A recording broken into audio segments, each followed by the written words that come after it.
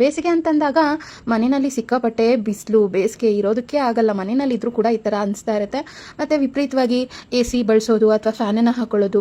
Fan ಹಾಕಿದರೂ ಕೂಡ ಮನೆಯಲ್ಲಿ ಸಿಕ್ಕಾಪಟ್ಟೆ ಹಬೆ ಹೀಟ್ ಅನ್ನೋದಿರುತ್ತೆ. ಸೆಕೆ ಇರೋಕ್ಕೆ ಆಗ್ತಾ ಇಲ್ಲ ಅನ್ನೋರು ಈ ಒಂದು ಸರಳವಾದ ಟಿಪ್ಪನ್ನು ಫಾಲೋ ಮಾಡಿ. ಕೇವಲ ತೆಂಗಿನ ಚಿಪ್ಪಿದ್ರೆ ಸಾಕು. ಹೌದು, ತೆಂಗಿನ ಚಿಪ್ಪನ್ನು ವೇಸ್ಟ್ ಅಂತ ಹೇಳಿ ಬಿಸಾಡೋ ಬದಲಿಗೆ ನೋಡಿ ಈ ರೀತಿ ತೆಂಗಿನ ಚಿಪ್ಪನ್ನು ತಗೊಂಡು ನೀರನ್ನು ಹಾಕಿ ಕೊಳ್ಬೇಕಾಗುತ್ತೆ. ಇದರ ಜೊತೆಗೆ ನಾವು ಪ್ಲಾಸ್ಟಿಕ್ ಒಂದು ಕಂಟೈನರ್ನೋ ಅಥವಾ ಈ ಥರ ಒಂದು ಹಳೆದಾಗಿರೋಂಥ ಒಂದು ಪಾತ್ರೆನಾದರೂ ತೊಗೊಳ್ಬಹುದು. ನಂತರ ಅದಕ್ಕೆ ನೀರನ್ನು ಹಾಕ್ಕೊಂಡು ಮೊದಲು ಚಿಪ್ಪನ್ನು ಕ್ಲೀನಾಗಿ ತೊಳ್ಕೊಬೇಕಾಗುತ್ತೆ. ನೀರನ್ನು ಹಾಕಿ ತೊಳೆದ ನಂತರ ಇನ್ನೊಂದು ಸತಿ ನೀರನ್ನು ಹಾಕ್ಕೋಬೇಕು ಚಿಪ್ಪಿನೊಳಗೆ. 2 ರಿಂದ 3, 4 ನಮ್ಗೆ ಎಷ್ಟು ತೆಂಗಿನ ಚಿಪ್ ಬೇಕೋ ಅಷ್ಟು ತೆಂಗಿನ ಚಿಪ್ಪನ್ನು ನಾವು ಇಟ್ಕೊಳ್ಬೋದು.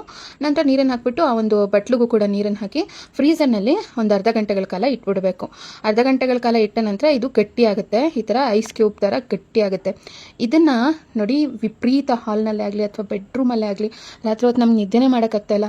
ಸೀಲಿಂಗ್ ಫ್ಯಾನ್ ಬಳಸ್ತಾ ಇದ್ದೀವಿ, ವಿಪರೀತ ಗಾಳಿ, ಹಬೆ ಗಾಳಿ, ಫ್ಯಾನ್ ಗಾಳಿ ಕೂಡ ತುಂಬಾ ಜಾಸ್ತಿ ಹೊತ್ತು ಹಾಕಿದ್ವಿ ಅಂದರೆ ಅದು ಕೂಡ ಹೀಟಾಗಿರುತ್ತೆ. ಆ ಥರ ಆಗಬಾರ್ದು ಅಂತ ಅಂದರೆ ಜಸ್ಟ್ ನೀವು ಇದನ್ನು ರೂಮ್ನಲ್ಲಿ ಅಥವಾ ಹಾಲ್ನಲ್ಲಿ ಒಂದು ಕಡೆ ಇಟ್ಬಿಡಿ. ಜಾಸ್ತಿ ಫ್ಯಾನ್ ಕೆಳಗಿಟ್ರೆ ಬೇಗ ಸಖತ್ತಾಗಿ ರಿಸಲ್ಟ್ ನಿಮ್ಗೆ ಗೊತ್ತಾಗ್ಬಿಡುತ್ತೆ. ನೋಡಿ, ರೂಮ್ನಲ್ಲಿ ಒಂದು ಕಡೆ ಇಟ್ಟರೆ ಸಾಕು ಅಥವಾ ಹಾಲ್ನಲ್ಲಿ ಒಂದು ಕಡೆ ಇದ್ದರೆ ಸಾಕು, ಮನೆ ತಂಪಾಗ್ಬಿಡುತ್ತೆ. ತಂಪು ಕೂಲ್ ಆಗಿರುತ್ತೆ. ಬೇಸಿಗೆನಲ್ಲೂ ಕೂಡ ಖಂಡಿತ ನೀವು ಈ ಒಂದು ಸರಳವಾದ ಟಿಪ್ಪನ್ನು ಟ್ರೈ ಮಾಡಿ ನೋಡಿ. ರಿಸಲ್ಟ್ ಅಂತೂ ಪಕ್ಕಾ ಬಂದೇ ಬರುತ್ತೆ. ತೆಂಗಿನ ಚಿಪ್ಪಿಂದ ಮನೆ ತಂಪಾಗಿರುತ್ತೆ.